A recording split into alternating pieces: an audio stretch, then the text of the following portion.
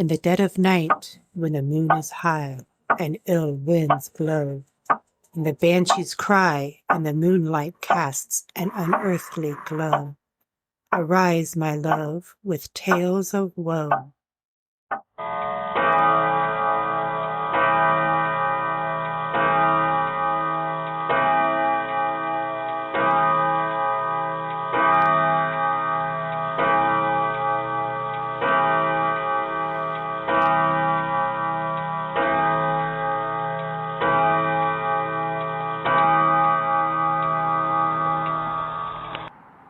Good evening. It is 12 midnight, the paranormal hour. Welcome to Ghost. I'm your host, Chief Lawson. Ghost is a podcast to discuss all paranormal and parapsychology subjects. You can find Ghost on all major formats, so tell your friends, tell your family. Come listen to Ghost.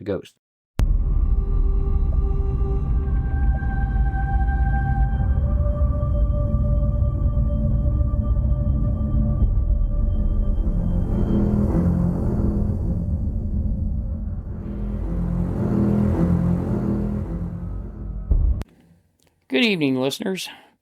We are live tonight from the Monroe House in Hartford City.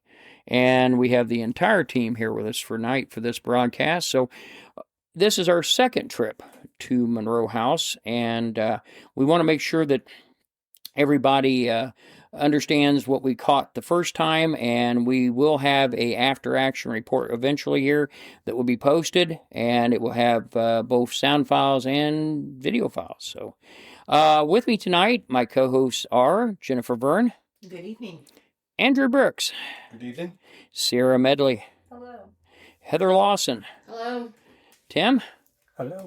And Eric. Good evening. All right, so as we start out tonight, Jennifer is going to start us out with some of the hits that we've seen, some of the possible evidence, and we're going to talk a little about those. Last time we were here, it was pretty cold, as I recall, and we had a few of the heaters running.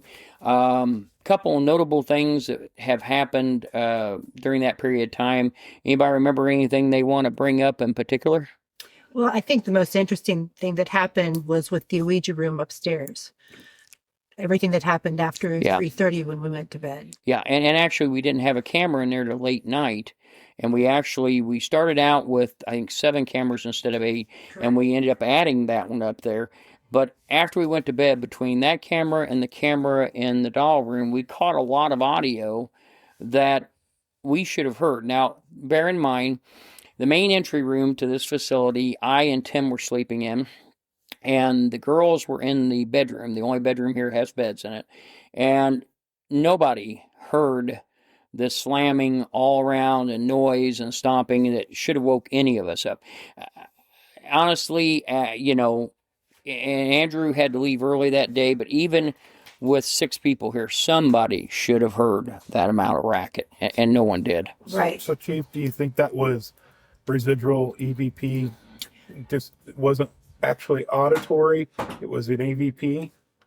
I think it has to be, because we had a camera set up in the Ouija room, and we had a camera set up in the doll room.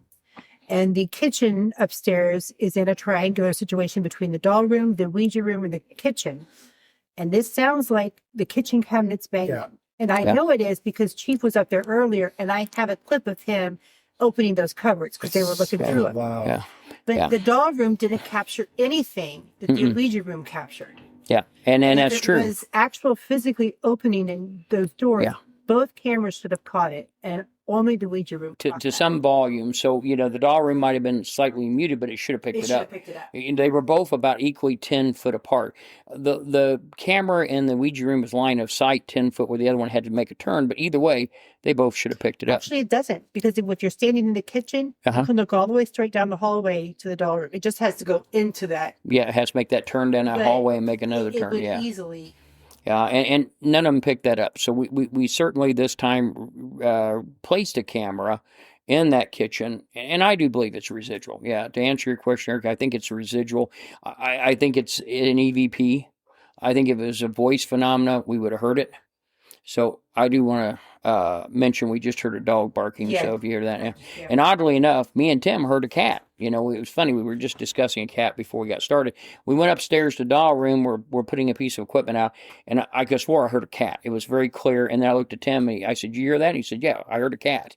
And that's exactly what we heard. And we looked out the window as best we could from the second story. There was kids on bikes, so it could have probably been several other things. But distinctively, I heard a cat meow. Oddly enough, so. Anyway, this house never fails to produce. So, what was some of the other hits we come up with on there? Well, the other cool thing we caught in the Ouija room was the light anomaly. And if you Yes. guys have been following us on Instagram, you would have seen the still capture I caught of that and the video. We put that up there as well. And we can tell it's not a flashlight because at that time stamp, it's 3:53 in the morning.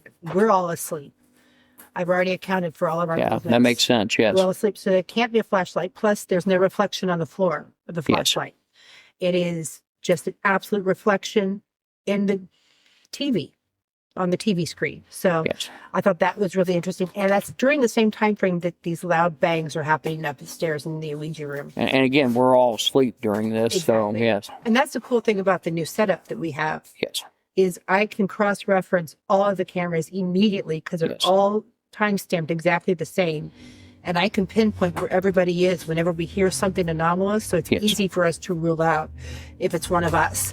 And The funny thing is, a lot of people do not realize how much technology goes into this and how much documentation. For every piece of technology, there's documentation. That's the only way we can prove without a doubt that it's something paranormal. yeah, To like be able to do that. on the kitchen camera Yes. earlier in the night, I was reviewing, and as I'm opening a door, I hear this weird sound, and I'm like, "What is that?" So I finished all that review. Yeah. Then I moved on to the next camera, which was in the downstairs green room, the downstairs Ouija room, and lo and behold, it's one of our team members making a noise in the other room, and I was like, "Oh, never mind." Is this us snoring? No. Okay. It was somebody else. Yeah. I got to tell you, one of the funniest things was I and Heather worked on this one. It was actually coming from Command Central, and we couldn't figure out what this noise was. It was a very odd, it was two separate noises. Turned out I and Tim snore. We figured that out now. So we can isolate that as a timestamp. But yeah, we've got that as a recording profile. But yeah, it took us a good 45 minutes to figure that out. Right, because I was looking Yeah. at that clip for 5-10 minutes Yes. to figure out, is it me opening the door or not? Yes. And I'm like, no, it happens before I touch the doorknob. Yes. And 6 hours later, when I moved to another camera, Yes. I realized, oh, no, that's the sound, and I can debunk it. Otherwise, if we didn't have that, Yeah. we could have classified that as a paranormal sound. And, we should mention it's our policy that whenever we get in a situation where we can't figure something out, we throw it out. So when in doubt, we throw it out. Yeah. We have to be able to either determine it to be paranormal or determine it to be natural. If it's something that could possibly, we can't prove either way, then we have to eliminate that. And the doll room seemed to be pretty quiet last time we were Yeah. there. Well, it in the basement both. The basement was completely quiet. And Andrew, you did a lot of the review of that evidence and not a thing. Yeah, nothing. Other than a few thumps probably made from us. And nothing that I can pinpoint as meaningful. Yeah, there was one groan, but you're talking, and I can't tell if it is. And that could have been me coming downstairs for all we know. No, you were yeah. sitting in a chair. Okay. but It could have been Tim groaning because he's not on camera at the time, so I can't really tell. Again, one of those things that we have to eliminate because we can't. And there was a pinpoint. big pop, but of course, Yeah. you had put your foot down, and I couldn't tell if you had stepped. Do you remember that Yeah, pop yeah, sound? I remember that. Yeah. I can't tell if you. I don't stepped on know. something Well, or see, not. when I heard stuff like that, I always have to think, is it Yeah. upstairs? Yeah. Is it... No, this one was, he went down like that. He put Yeah. his foot down, and then he. It actually his other scared me. foot- At first, I thought it was my scared knee. me. Yeah. 'cause Yeah, I it was thought, oh loud. God. Yeah. Like it stepped on one of those firecrackers. Yeah, it was like a snap and pop. It was very, very almost ordnance like. It wasn't. It was very clean and concise when it It made was. noise. It wasn't like a bone popping or chairs or furniture creaking or popping. And it was very unusual. We never did figure out what that was. Now, because there was nothing there on no. the ground. What time did that happen? Do you remember? Just guesstimation there. We'll I've got it in my notes. Oh, outstanding. Here, actually. It was at 2250. 2250. Yeah. So 1050. So now there was the night we investigated the first time. There was a gentleman conducting a party across the way here, and he had the door open, and he partied about 1 o'clock, I think, before he shut down, or Yeah. right before 1. And so, I mean, realistically, it could have been, but it sounded like it was right here in this room. When it happened, it scared the hell out of me because I thought I broke something. I immediately shifted weight back because I thought I set my foot on something and broke it, and we weren't sure. We never could figure out the origin of that noise. Right. So, And the one thing that we are going to do tonight is with the doll room, yes. because we did hear a audible click, and then there is a voice sound, Mhm. and then a click. So to my way of thinking, it sounds like a toy is clicking on, saying a sentence, and then the toy is clicking off. Yeah. Now you guys think it says something about the dog needs to eat. Yes. Mhm. And it could be, because you can hear that. I am more of the opinion that it's maybe a toy saying the dog goes something. Like one of Speak and those spell speak and almost, spell yeah, type yeah. things. So I think we're going to check upstairs, see if there's Okay. any toy up there that Now, clicks tonight, on and makes noise. We put a bear, one of our teddy bears, up there. It's and also a music box. So the music box works on motion, Yeah. and the teddy bear works as a REM pod. So if anything gets near there, we should be able to hear that. Now, we didn't put much in the basement because, like I said, as Andrew just stated, that we never got nothing out of the basement. Now, we did not get in the hole because the hole is awfully small, and I don't think I looked at several other notes from other groups, and no one yielded anything from that hole. And me and Tim decided either one of us get in there, we have to call for an engine to get us out. So we decided not to fool with it, and it didn't yield anything. So we're going to aim there. I think the upstairs Ouija room, the upstairs kitchen, the doll room will be a bit more we had active. a good session, Estes session, didn't we? Had our upstairs in the Ouija room with Oscar Yep. coming through. And he set the cat ball off quite a bit. Mm-hmm. I mean, the cat ball went off for like over a minute and a half. Mm-hmm. And usually a cat ball will go off for 12 seconds at a time once it's touched. Yes. So it had to have been being held that constant time.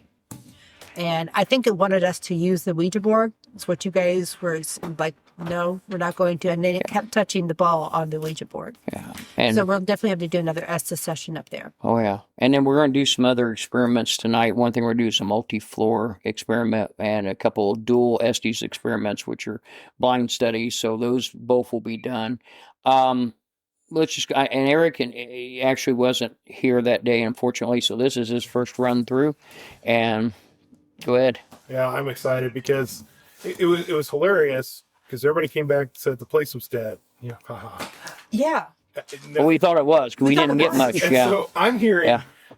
I'm reviewing evidence from the green room and the hallway, and I can hear knocks in response. It's like, and I'm like, were you guys hearing this? And I kind of dismissed it because I couldn't really source it. And then I kept thinking there must have been thunderstorm or wind because I kept hearing what sounded like, it turns out it was like blowing on the mic.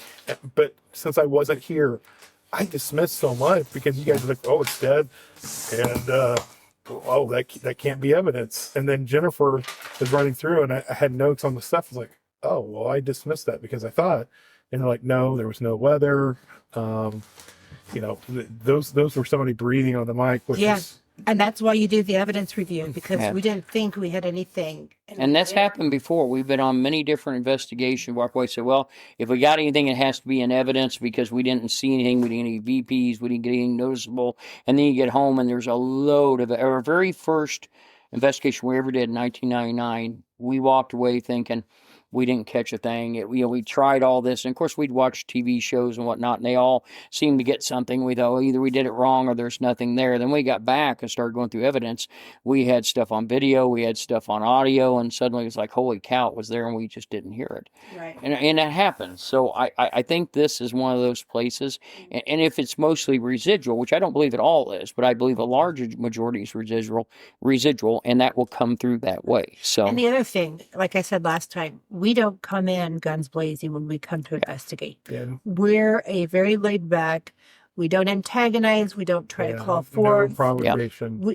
So we don't bring any negative energy in with us. We don't ask negative energy to manifest.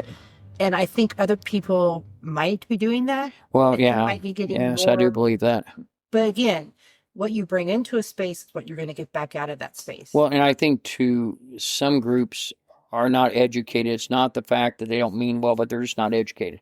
You know, if you come in and draw a pentagram on the floor and lay some candles down, you're asking for trouble. Right. I mean, eventually you're going to summon something and it's going to be a problem. Right. You know, and I think this house has got a mixture of backgrounds. I do too. Do I think there's a residing demon here? I'm going to disagree with some of the other groups. I don't see that. I have seen nothing so far. And of course, we'll have to see what tonight turns out to be, but I've seen nothing that says there's a demon here. There's no indication of that. It might be a malicious spirit, but we didn't even see that last But time. the other thing is, if the claims from the late 90s are true, with Yes. this person having done occult black magic rituals here, Sure. did he open a portal? Yep. And if there is a portal, and you come Is it in, still open? and you come in seeking negativity, Yeah. are you drawing negativity through that portal? And at that time frame, there is something evil coming through. Yeah, exactly. And It isn't we don't here do in that. residence the whole time. Yeah, and I think too, a lot of groups don't understand. A lot of them are very surprised when they see how we operate because a lot of them don't document a lot. So they can't. They say, "Well, we picked this up. Well, where's the rest of your group at?" Well, we're not really sure. Right. And that's where it makes it hard. It's a lot easier to agree to and recognize the evidence when you say, "Hey, this is where we had 7 people. This is where all these 6 or this 5 were at, and the rest were here, and we can document that they were nowhere near this room when that sound was Right. made." Because my skeptic husband, when I played for him some of these Mm-hmm. EVPs we caught upstairs in the Ouija room, he's like, "Well, that's you guys. You're coming up the stairs, right?" I said, "No." Yeah. He goes, "Well, how do you know?" I said, "Okay." And I pulled up the cameras. And you see the guys? They're downstairs, right? Yeah. You see us? We're in this room. We're not moving. Yeah. This is happening during this time period. And we got 2 ways to prove it. We have the cameras, and then we also have the command log, which Yep. tells when we're moving in and out. So between the two, we can determine where everyone's at during Yes. that space. Exactly. That And makes a what they're very big doing. deal. Yeah. It makes a very big It deal. does. It does. So, and tonight there's a lot of evidence to this, and we'll review this as we go along and as we publish this episode. So again, and certainly we'll have contact information if you want to come here. I always caution people when you come to these level homes, it's a little different than going to it's kind of like the difference of going to a small theme park and then going to Kings Island. I mean, these are a higher end. You have to be a little more careful. Make sure you're with people. Don't do this alone. I always, even we go to the bathroom, someone waits outside. I know that sounds bad, but that way, there's someone there. Spirits tend, if they're malicious, tend to pick on people when they're alone and they're by themselves. And, it's no different walking in Chicago. The numbers make a difference. So Sarah, when you were here last time, anything memorable that you'd like to share with the broadcast? The cat ball kept going off next to her. The cat ball did go off next to me a couple times when we were in the blue room. The blue room was also where we heard that really good EVP that Jennifer posted about the "Can You Hear Me?" Yeah, that was a good one. How was it? What's sleeping in the room in there? We've done this. Sarah joined the group, and we kind of shoved her into a little bit of fire. Her and Eric came at the same time, but Eric had some experience she hadn't. So I know you had some apprehension about that. Yeah, I have a hard time sleeping in places that are haunted. One of these nights, I'll be able to sleep there. Probably not anytime soon. That's okay. Heather, is there something you would like to share? No. It was, I don't know, the cat ball that went off for forever in that room upstairs. That was weird. That was weird. Yeah. Like somebody was holding it and entertaining you. Yeah. So, Andrew? Sure. The only thing before I left, the thing that stands out to me is the REM pod that went off. Jennifer and I were Yes. downstairs, and nobody was upstairs, and one of the REM pods just went completely crazy. Jennifer and I both went up there. The REM pod kept going. We played music for it. Yeah, we played music for it. Wow. Probably went 5-10 minutes. Yeah. Yeah. Um, It stopped responding. So we said, okay, well, if you want us, set it off again. We'll be back. And we Yeah. turned to leave. And just as we made the turn to leave, it went off again. Well, And Andrew's like, okay, well, we'll stay, So we stayed for but that is what ignited us to put a camera up there. Yeah. In Yeah. that room. made a difference. Tim? I think the SS method that we did with Oscar, Yeah.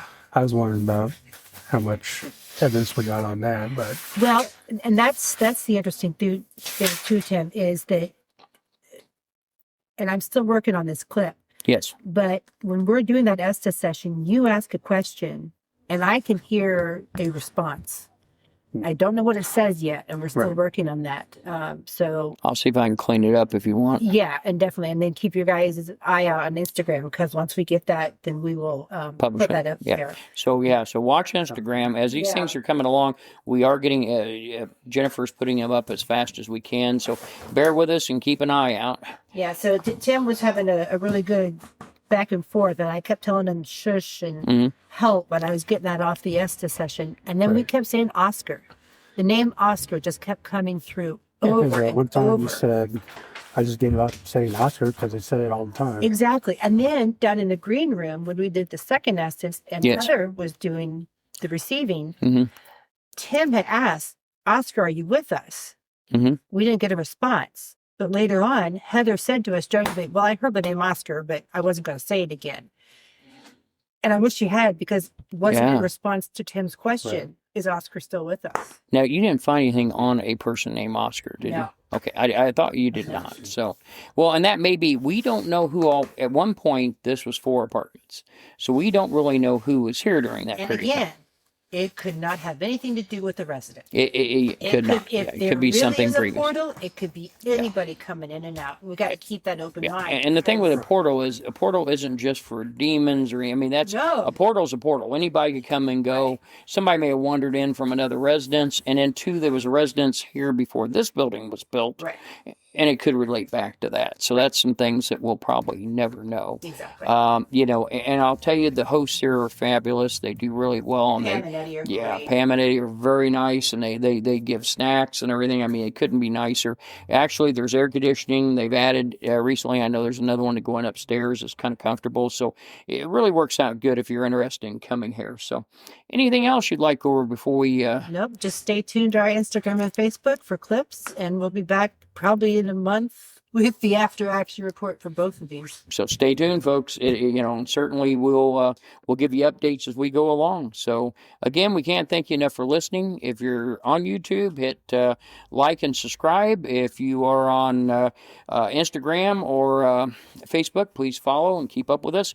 If you have a question, reach out to us at info@spiritindiana.com, and we'll do our best to try to answer that for you. And don't forget, we will be at the Paracon in Crawfordsville, October 24th and 25th, and we'll be at the Para-Unity in Greenwood, and I believe that's in June. I'll have to get a date for that, but we will be at both locations. If you would like to check out some of the evidence that we have been through so far, you can go to our Facebook page at Spirit Indiana 1, or at our Instagram, which will probably have more of the evidence on it, and that's Spirit_Indiana. If you want to take a look, see what we found so far. Most of this is evidence data that we've already reviewed from the first trip. We are currently reviewing the evidence data from the second trip, and hopefully we're bringing that to you soon. And we hope that here shortly we will have a after action report for all of the Monroe investigation, both the first and the second, and we'll be having discussions on what we found. So stay tuned. Hope you enjoy what we have so far. And once again, thank you for listening to Ghost to Ghost.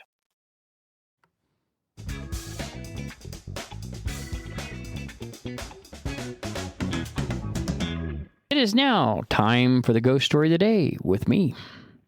And today our ghost story comes from Relax, It's Only a Ghost by Echo Bodine. Chapter 8, I Don't Want to See My Sister. A good friend of mine and I were driving up around northern Minnesota one day, and I just going from town to town exploring the area via the back roads. At some point from the road, we could see the top of an old house back in the woods and decided to go investigate. The dirt road that led to the house was almost grown over with weeds. As we drove up closer, I could see a faint image of an older woman ghost standing in the window on the second floor. She was just standing there looking out the window as if there were a trance, just a blank stare on her face. She noticed I was watching her and ducked back from the window. My friend stopped the car and suggested we go inside. I was pretty chicken about things like this.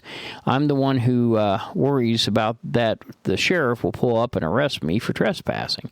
But I decided to take the risk and go check out the house. The front door was wide open, so we walked right in. The place was filthy. There was a 50s era wallpaper on the walls and was half torn down. Old broken down furniture, torn curtains in some of the windows, lots of cigarette butts all over the floor. Big holes in the wooden floors. I could feel the presence of young people in the building as if it were a hangout for teenagers. I wanted to get out of there because it smelled so bad, but I kept feeling pulled upstairs. I wanted to find out if there really was an older woman's spirit standing near the windows. I didn't mention anything about the ghost to my friend, just in case I was imagining it. Part of me was hoping she wasn't there because I wasn't in the mood for ghosts. I wanted to play, not work, but I felt obligated to at least see if there was a stuck soul upstairs. I told my friend we needed to check out the upstairs, and he just rolled his eyes. Up we went, and there she was, standing in a bedroom all by herself. She looked at me about 85 years old, white-haired and frail. I slowly approached her, and I asked her name, and she said that she was here in the old abandoned house. She didn't give me her name, but told me that she used to live nearby, and that when she died, she decided she did not want to go to heaven because she didn't want to see her sister. She said her sister had always been terribly mean to her when they were living, and that she had been so relieved when her sister had died. Then, when she herself died, she didn't know what to do to avoid her sister, so she decided to take refuge here. She said the house she used to live in no longer existed, so she found this one and stayed. I asked her if she knew what year it was, and she didn't have a clue. I asked her if she could remember what year it was, where she died. Nope. Couldn't remember that either. She told me that she had never married. I asked her if there were any other deceased members of her family, but she just stared out the broken window again, and she were back in that same trance.